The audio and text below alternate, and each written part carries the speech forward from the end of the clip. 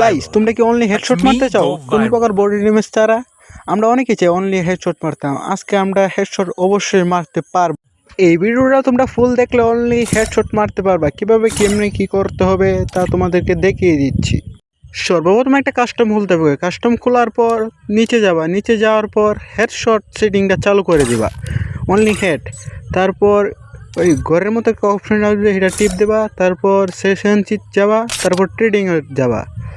তারপর দেন দেখতে পারবা মজা। তারপর আমরা ঢুকে গেলাম ট্রেডিংয়ে। এখন সরাসরি যাব মেসে।